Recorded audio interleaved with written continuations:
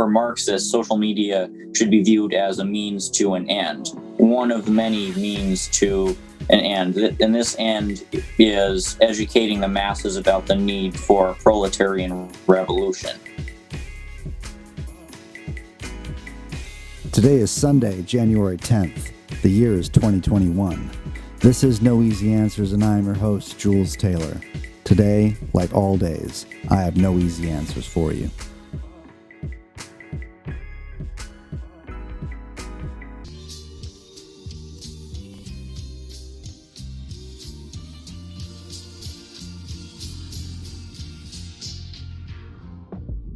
Well, thank you for tuning in from wherever you happen to be listening. My name is Jules Taylor, and this is No Easy Answers. And today on the show, I've got Shea. This is an emergency episode that we're just throwing together and putting out there as soon as possible. There's going to be very little editing done within our conversation because I thought that it was important that we get this message out sooner than later. It turns out Shea, who is an anti-imperialist journalist, meaning that he writes blogs and creates articles that are in opposition to the imperialist projects of the United States. Now, given that there are the events that just happened on January 6th, there have been some internet crackdowns over subversive activity, shall we say. But the thing is that whenever there's these sort of crackdowns, the left suffers for it as well. Even though these are not the enemies they're looking for, the left still bears some brunt of these crackdowns as they happen. And I fear that this has happened to my friend Rainer, who again is a revolutionary socialist and has nothing to do with any of the things that happened on January 6th. He just somehow got flagged.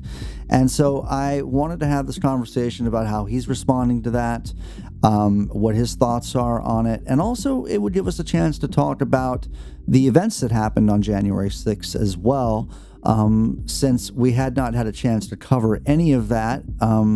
Just another day in the life of an American in America, I suppose. Anyway, here's my conversation with Shea.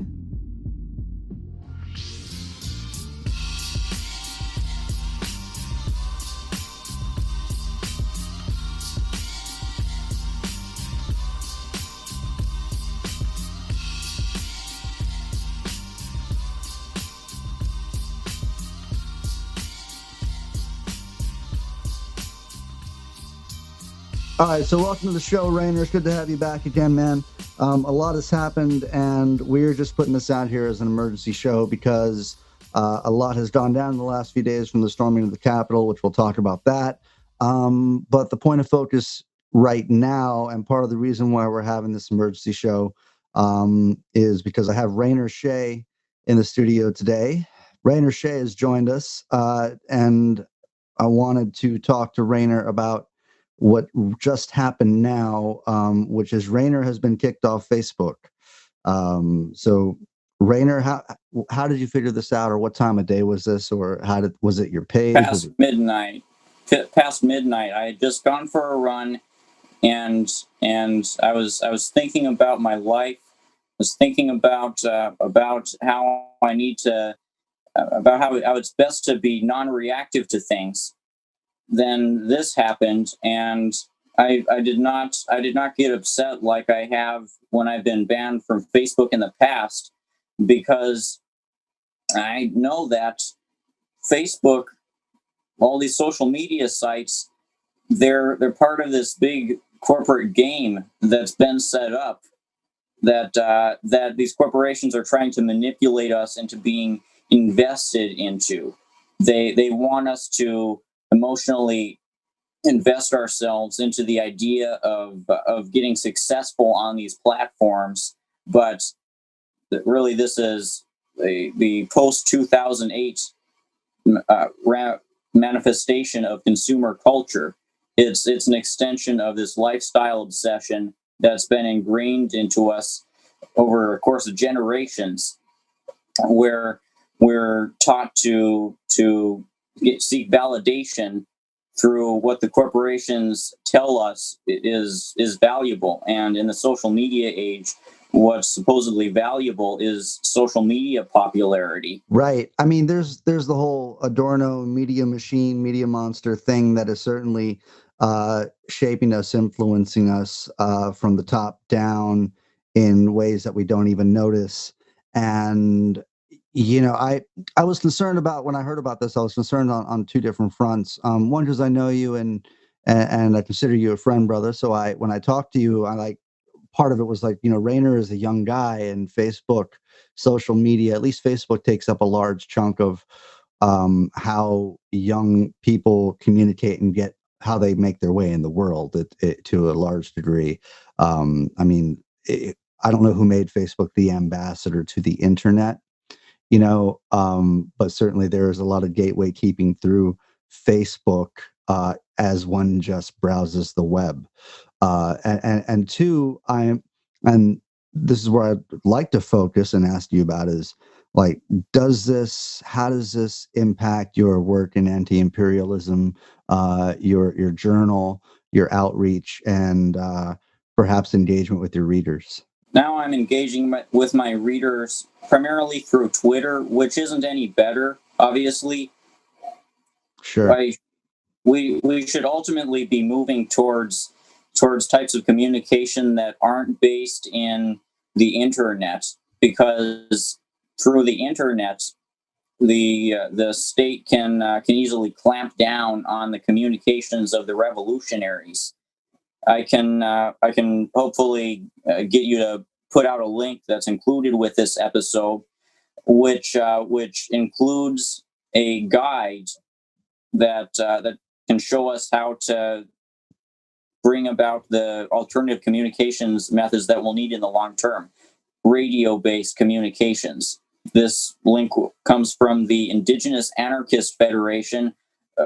A few months ago, I found this excellent guide that the Indigenous Anarchist Federation put out, which gives us some instructions on what sorts of radio equipment to buy, how to manage them, and why we'll need them.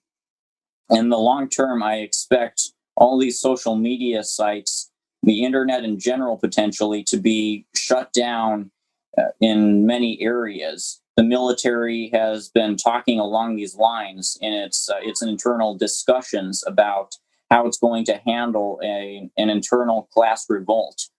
They want to ultimately impose an extreme censorship upon these areas that these wars are going to be fought within, so that they can force their official military propaganda onto the population and suppress journalists who have the potential to turn public opinion against the military. This is what it comes down to. In a conflict situation, control over the flow of information is going to be vital.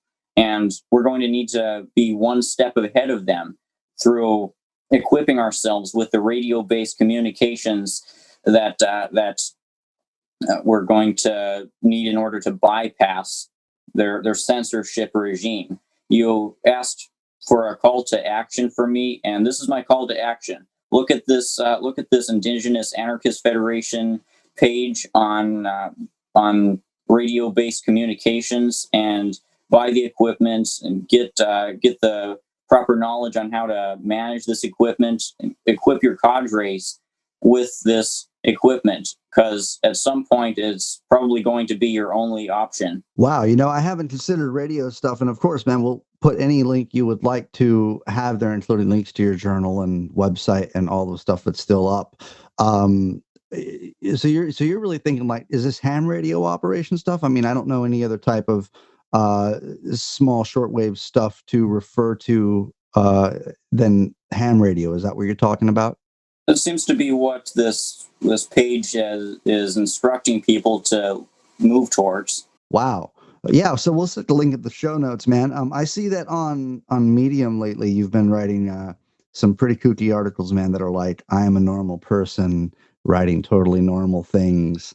And it was cracking me up, because like there's a picture of you holding a copy of State and Revolution or What Is to Be Done or something, which is it was pretty funny, brother. But so ultimately, man, I think that like after seeing the stuff that happened at the Capitol, and there was a sort of Twitter crackdown. I'm not sure how these. I mean, I suspect the process of which accounts to eliminate are made in a combination of people specifying and deliberate nuking of accounts, but also there's like this algorithm sort of thing that happens that seems to just grab some people sometimes. And so I want to say I think that's what happened to you and your stuff on Facebook. Would you agree with that? Facebook told me that they banned me because my content was in violation of the terms of service. But the thing is, the several times that I had been banned from Facebook prior to then, I don't recall a statement that was equivalent to this. Those other times, it just seemed random, though also probably related to politics. As for this time around, it's it coincides with a lot of recent social media crackdowns in these last few days.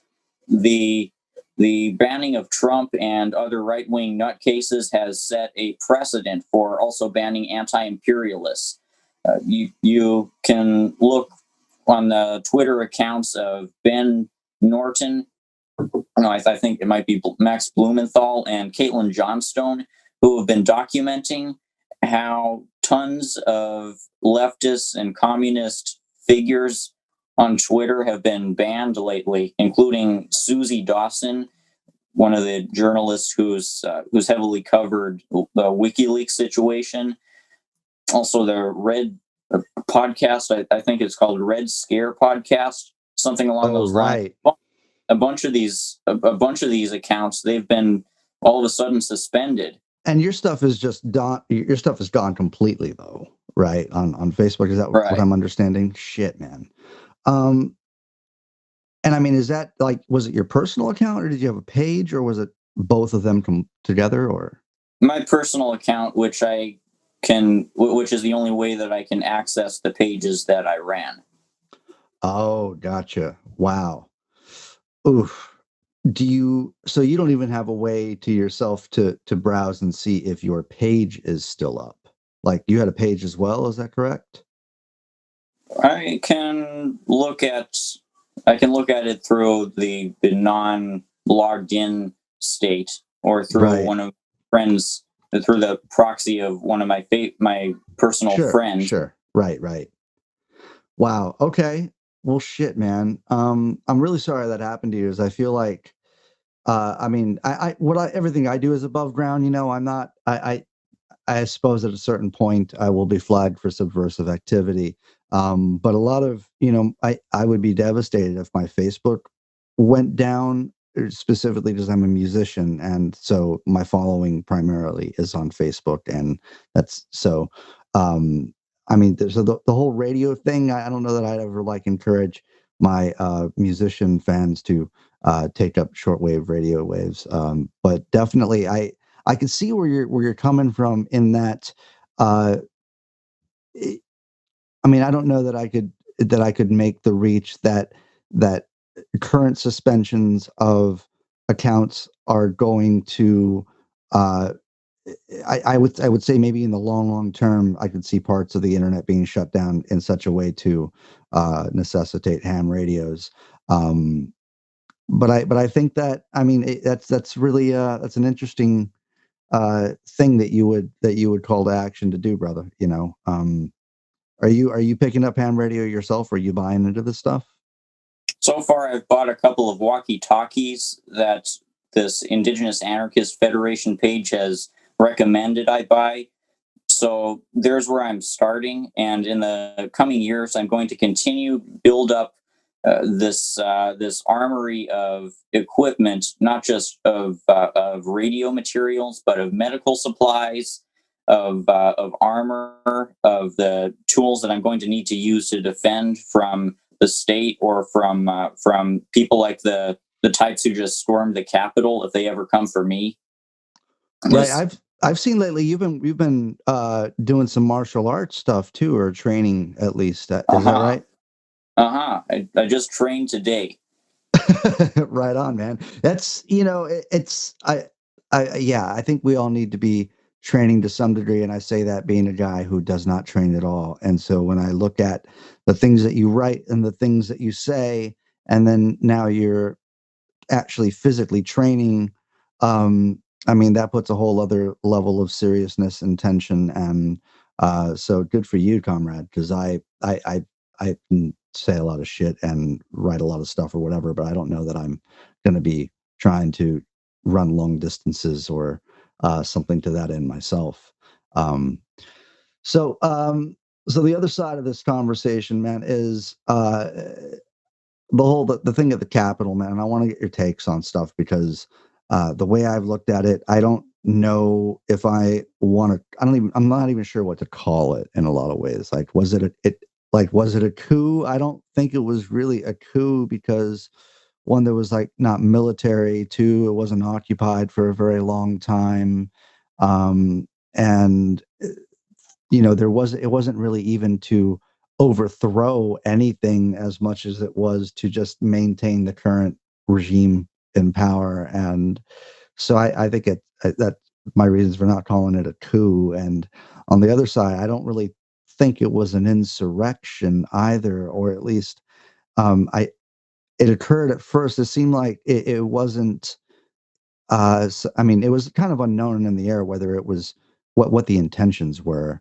and even towards the end of things, it didn't seem like there was intention for, or at least in the first hours coming out of it, like there was intentions for murders or for hostages or anything to that end. And I think as the days after that have come to show, there was some intent there for that sort of thing. Like there was obviously a gallows that we found now. There's the zip tie picture, people chanting "Hang Mike Pence." Um, and I don't necessarily think we're out of the woods either. Like I think obviously there are other demonstrations and stuff planned as we get closer to inauguration. And I kind of think it's insane that they're still planning an outdoor public inauguration to begin with, in the middle of a plague. To be moving forward with those plans is wild in its own right. But I wanted to get some thoughts from you, brother. And I don't know if you agree with all of that. But what are your takes on the whole Capitol situation? I think it's a teachable moment for anybody like us who and anybody who talks a lot of who talks a big game about defying the state. These people are extremely overconfident, and it's gotten a few of them killed. There was the guy who tased himself, apparently Right. in the groin until he died. There were two women who got killed, and it reminds me of something that happened a few months ago where uh, an angry pro-Trump guy at a protest somewhere tried to assault somebody, and a security guard shot him, and he immediately died. This is what we're dealing with in a lot of cases. These right wingers who are so full of themselves, so confident that they can be warrior patriots, then they rush into it without any proper precautions, training, and is they end up sabotaging themselves. So this is fortunate for us that a lot of these militants are so incompetent in their militancy, and it should show us that if we're going to eventually try some kind of uh, insurrectionary action, if we're going to do a revolution in the United States, we're going to need to thoroughly train ourselves, plan our actions well, take the right precautions so that we don't get ourselves killed and we don't get anyone killed unnecessarily, so that we don't handicap ourselves. Yeah, you know, I think that what I was thinking of in a day or so after this was um, this thought that historically, what happened if like the American Revolution failed? You know, like what happens if all of these American founding fathers, what if they had, I don't know, what if the British came and beat their asses, right? and then the representation without taxation just got worse from there. And let's say the British really took out like some retribution, and now everyone suffered more in their oppression in the colonies. Uh, their cause, their reputations, uh, everything about them would not be as historically deified or any of that at this point. Like the history would feel negative towards them, and so I not that yesterday, not that the events of January 6th were revolutionary, not that the events were anything other than was a testament to the sort of incoherence and incompetence that sort of is a flow through the political right in general. Um, but I feel like we're seeing Republicans in Congress call for resignations. We're seeing I mean, not that the political left didn't already feel uh, not that they didn't already feel adversarial, and we don't like the right, obviously, but they're really being scoriated now at this point, uh, to a point where they're going to be seen as largely dangerous, toxic, and this sort of they're almost like they're. I mean, the left is, or the political left, Democrats are getting more and more comfortable with the idea of pushing everything that is the political right out of the sphere in such a way that, like, I don't know. I just think that, like, their reputations, who they are, and their incoherence and incompetence is on full display. And the concept of unity is kind of uh, ridiculous, as even more so, or more people are getting comfortable with the concept of unity being a ridiculous thing, and leftists and revolutionaries who knew that all along are watching that as well, so but yeah, so anyway, you can take that anywhere you want. It sounds like you're getting at the process of polarization in a society that's in decline, in a society that's suffering from increasing wealth inequality and structural dysfunction exacerbated by the pandemic and other factors. In this environment, the polarization is getting so extreme that a lot of things are getting revealed about individuals, like where they stand in the class war. It's not just that these right wingers are revealing themselves to be fascists. It's that a lot of these liberals are revealing themselves to be on the side of oppression and of imperialism, of colonialism, and this corporate tyranny. For instance, AOC didn't force the vote. The squad has not really been willing to stand up to Pelosi, and this comes at a time of increasing class struggle, class tensions. And obviously, right now, Medicare for all is what could potentially save hundreds of thousands of lives. All of these class contradictions are getting exposed, and now we're seeing in some cases, violent ramifications of this. Do you think we're going to see something similar to the storming of the Capitol? Do you think something like that's going to happen as we get closer to inauguration or on inauguration day? Like, I mean, I'm not asking you to predict the future, but it seems probable to me at this point that we have not seen the last of some sort of uh, counter-revolutionary uprising, sort of insurrection activity happening between now and then.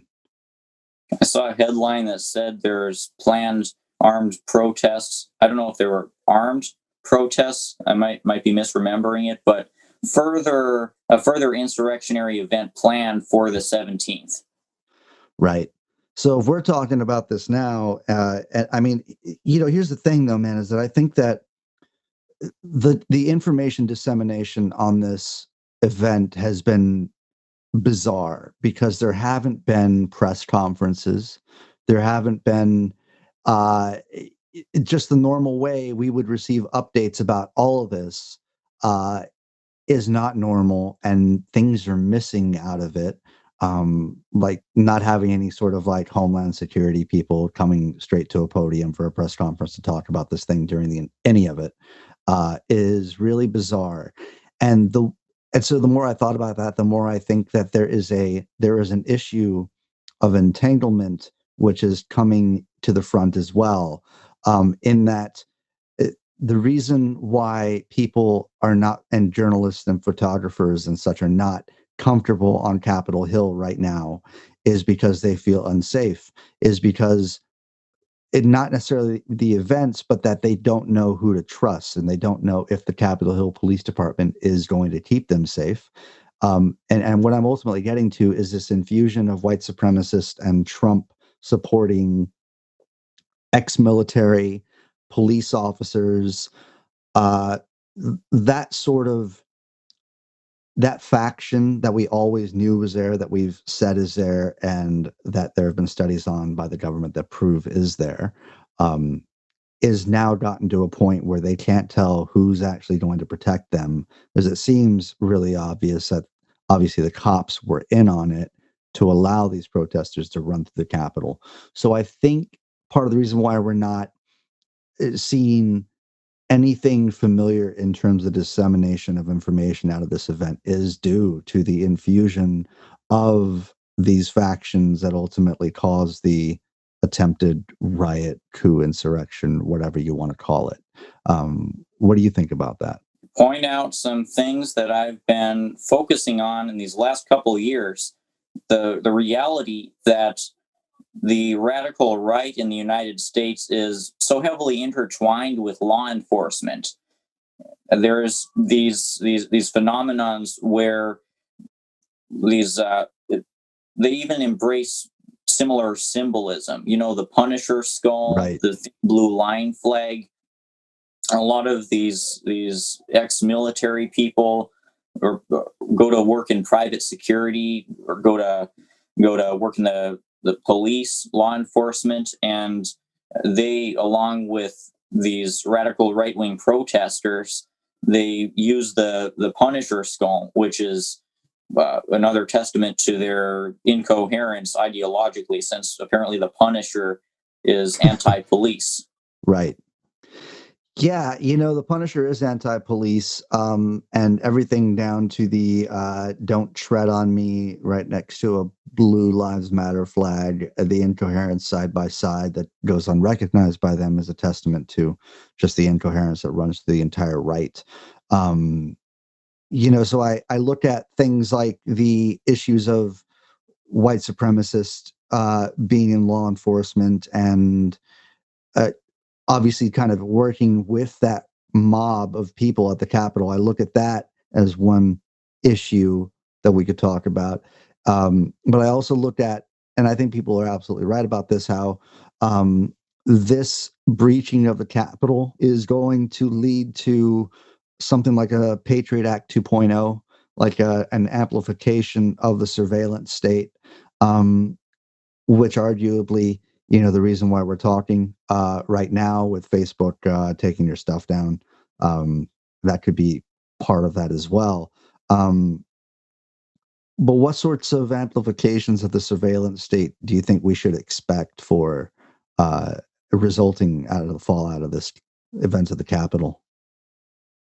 It's going to help them in narrative terms, in terms of their effort to manufacture consent for the intensification of the surveillance state that they've long been planning since 2018, with the creation of this new agency that officially molded big tech with the intelligence community. I forget its name. It's something about National Security Artificial Intelligence Commission. That might be its name.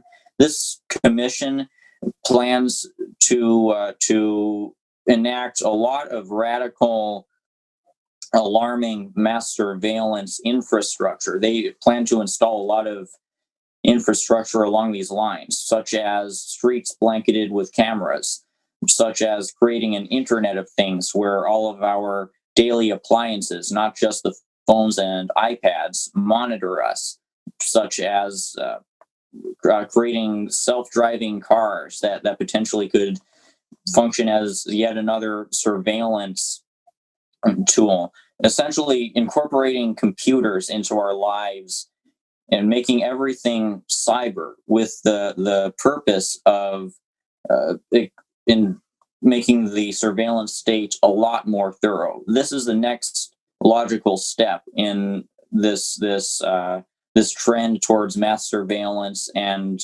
techno tyranny that we've been witnessing in these last couple of decades.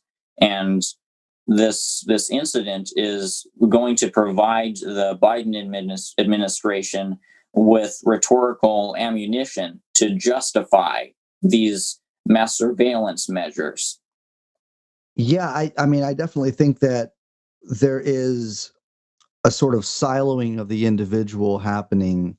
And what I mean by that is, I mean, Peter Coffin has a great video out about alienation recently, and how this sort of what he calls, like, or I don't know if he calls it this, but like this sort of neoliberal technopia sort of thing where we're all siloed individually in our apartments, and the worker rolls over out of bed and he's in his office, and you there's this new thing called Zoom fatigue. And so you sit there on Zoom all day, and the New Yorker creates this cover. I'm not sure if you saw a cover of a person sitting at a desk with some books underneath a laptop with a drink, and she's dressed from just the top up, and there's like, food containers on the floor, and it's like this commodification of alienation, repackaging alienation, that is repackaging it and selling it back to you, is saying like alienation is now the relatable thing because we're all alienated, and the normalization of that, of just being what is at this point. And so I think there is something to the sort of making everything online, the datafication, with data being a commodity itself, sort of becoming a, it's kind of like what Lenin said is in like in imperialism, the highest stage of capitalism, when he talks about how finance is becoming the commodities themselves, or financing taking its own, the finance itself taking on its own life, its own market, as its kind of highest stage. We're seeing that with data, where everything has to be in forms of data, and then that data itself is a commodity which people sell in order to sell things back to you. So I totally get where you're coming from on the surveillance state. And I think it's only going to get worse and bigger at the same time in this sort of siloed quarantine, social distancing, everything done over Zoom society that we have become at this point. So I wanted to also ask you about, do you think that, do you think that basically what we saw at the Capitol is like a fight between the petty bourgeoisie and the bourgeoisie? Like, these are people like the guy who had his feet up on Nancy Pelosi's desk. That dude also got a paycheck protection loan, as it turns out. And I think these are the same people that would show up on the Capitol steps driving 2019 and 2020 Dodge Rams. It's not the working class holding $5,000 rifles, on Capitol steps. It's not who else can fly across the country in the middle of the week during a pandemic and and afford to take that that kind of time off and storm the Capitol. Do you think this is like some infighting between the petty bourgeoisie and the bourgeoisie? It certainly exposes the internal contradictions of capitalism. It exposes how this type of infighting within the imperialist power structure has gotten to the point where they're kind of sabotaging themselves, despite the efforts from the bourgeoisie to exploit this towards more censorship and surveillance. It shows how this society of ours, which is built upon colonial genocide and which maintains itself through colonial genocide, is has fractured into these camps, and one of these camps is so zealous in believing that they have the right political line, that their approach to the colonial genocide is the right approach, that they're willing to throw out any semblance of democracy and try to violently crush the opposing side. Yeah, they're definitely able to resort to violence, and they are definitely better trained, equipped, armed. The right has always had uh, the arms part of the battle as their advantage, I would think. One thing the one thing I started thinking about, and I saw some some videos of anti-fascists out in New York today, and I kept thinking, man, this is like not our battle. Like this is not the working classes battle. This is a fight between business owners, kind of the merchant class, if you will, and the ruling class. This is not even strictly along class lines. This is um this is more racial dominance lines is what this is, it mixed in with class contradiction. Like these folks are partly mad because maybe a small bit of it could be some economic anxiety, sure, but a lot of it is just settler colonialism, uh, feeling like they're upset that they do not have racial dominance in addition to any sort of elevated place on the hierarchy.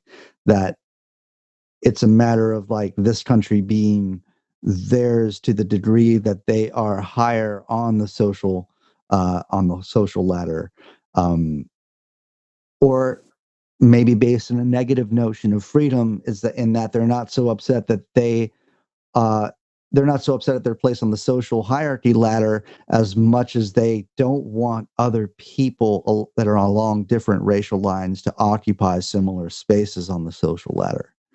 Um, so I was listening to historian Gerald Horne today talk a little bit about this, and he brought up an interesting point, and I wanted your take on how like these people are not like social democrats waiting to come out of the closet. Like if they went in and passed Medicare for all and $20 minimum wage or whatever, and you could measure ways objectively that these people's lives would get better, it's not doesn't make any difference to fascists. It doesn't make any difference to people whose grievances are not along class lines but along racial lines. And so I guess what I'm trying to say is that increasingly there is, like in a whole other world, to make them happy, maybe Medicare for all for whites only might appease them if you were, which is a funny thing to think of. It's tragic, honestly. But yeah, so it's based off a more negative notion of freedom. And I guess what I'm asking you is like, what the fuck do we? What is the plausible in your estimation? Like, if given the current, like first of all, this is not our fight, and I feel like should we stay away from this shit? Like anti-fascists out there in the street. I hate to think to let these guys roam loose, but I also think this is like not our fight, and maybe shouldn't get involved in this sort of petty bourgeois ruling class bickering that happens. I mean, I don't know. What are your thoughts on that, brother?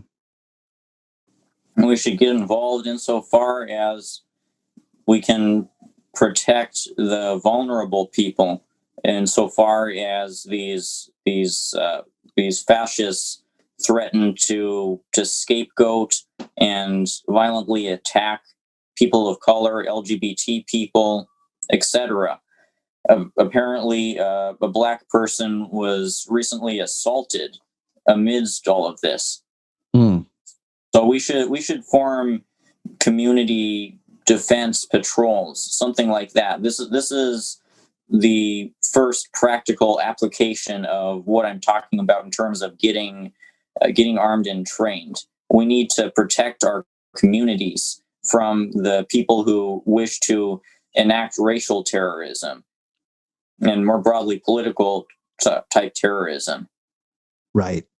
Yeah, I mean, I agree with you. So, I mean, strong neighborhoods make police obsolete, So, I'm struck by how we essentially came to the same conclusion about social media, about how there's been this commodification of the social ills that people are feeling, that people have especially been feeling in the post 2008 era, where the economic deprivation that so many have felt has furthered the the social fragmentation that neoliberalism has been creating for people in this society. And so social media has stepped in, provided people with a means to project a phony public image, perhaps of wealth or being carefree or being somebody who's worthy of a narcissistic worship. It's preyed upon people's anxieties and insecurities in this age, and this is getting more pronounced in the COVID-19 age. All the while, the surveillance and censorship, it's all tied in. yeah, I mean, I definitely think that, uh, I mean, Peter Coffin would say that this has been their plan the entire time, was to sort of atomize, alienate, and just sort of silo the individual within a constant surveillance and datafication. I want to do a show on the panopticon and how that concept grew. I've been working on how that ties in with like some Gramsci and Althusser, because I think that, and maybe some Foucault in there too, because I feel like I was just talking about this recently about how when you buy a product, do you buy that product or did that product draw you to it to have it bought? Because there are certain decision making and moral calculations that happen when you go and you find the all wheat cracker that's uh ethically, I don't know, grown, that has, they got these coffee beans from a very happy, slightly exploited farmer in South America, sort of thing. Like, but you come to this moral calculus to pick out this one specific brand, and as much as it's a false expression of individuality within capitalism, like you can't express individuality through the products that you buy. Uh, but but how much, to what degree does that product shape you? In that now you take on the expression of what that product, you bought that product so that you could take on the expression of what that product communicates in a way, So there's a lot of psychological stuff around that. Um, but it's partly because I spend a lot of time thinking whenever I'm in the grocery store, like I can't, the potato chip aisle to me really throws me off my mental game, because I can't stop thinking in the potato chip aisle about how we don't have a social welfare, we don't have a social network, like a social safety net, but we do have like 500,000 different types of potato chips. And so the sort of anarchy of production within society that capitalism creates, these crises of abundance, uh, it's it's just part of the embracing what the existentialists call the absurd. It's that, I can enjoy Mountain Dew sorbet, but I can't have a social safety net, or I can't have guaranteed health care, or I can't, not worry about my black friends getting shot in the street. Uh, so there's a lot of, I don't know, a lot of philosophy in that. But yeah, I definitely think this was designed, and this, I mean, is in this atomized, alienated datafication of, the working class into being uh, in their apartments, siloed, and deprived further of meaningfulness through the social aspects of their lives. So now you don't even get that thing which is redemptive of the job that you hate, which is the people that are at the job that maybe justify, that make things okay. You don't get any social interaction at this point. And I'm not saying that that isn't in part to the pandemic, but it certainly is. a little added bonus for the designers of whatever neoliberal, siloed up, datafied, Zoom fatigued society we've become. Right. Social media is another product, another one of the products that you're describing. And the pitch that this product makes is to be larger than life, to have the kind of power that you really lack as a citizen under capitalism. Let's break this illusion that social media is an end to a means. Social media is for Marxists. Social media should be viewed as a means to an end, one of the many means to an end, and this end is educating the masses about the need for proletarian revolution. Right. I mean, I look at it as a tool for outreach, like it's whereas you may, I don't know, man, I look at it as a tool for outreach. Like I try to post enriching episodes. I try to create that stuff and make it available through there and disseminate what I do to the world through it. And I try to not have the inverted experience of that of like, I don't know, I don't take too many selfies and post that kind of stuff. We all do to a certain extent.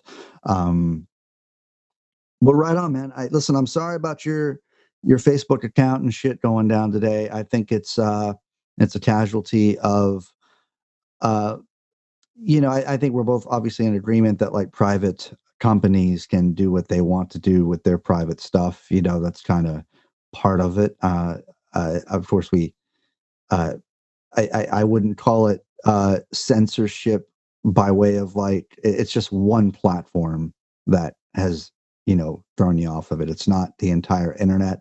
It's not a wave of different platforms, all canceling you at once or something. But I do think that, I mean, are you going to other social media platforms to disseminate your stuff as a replacement for Facebook at this point? In addition to Twitter, I'm on MeWe.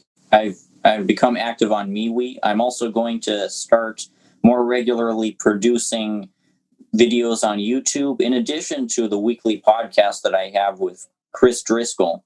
Yes, and don't forget, look at the link to the Indigenous Anarchist Federation page that I'm going to provide, Jules, the one about seeking out radio-based communication. Well, that's it for episode 17 of No Easy Answers. As always, you can send your comments, concerns, criticisms, or vitriol to noeasyanswerspodcast at gmail. Support for No Easy Answers comes from listeners just like you, so if you haven't done so already, please consider becoming a supporter of the podcast at www.anchor.fm/noeasyanswers and click the support button. Look for us on Reddit if you'd like to join the discussion. Look for us on Discord if you'd like to chat for a while. Or join us on Patreon if you would like to support us at an elevated level. Until next time, thanks so much for everything. Thanks to everybody who supports the show already. Couldn't do it without you. Thanks for helping me get this emergency podcast episode out the door and into your ears. Take care, all my guys, gals, and non-binary pals.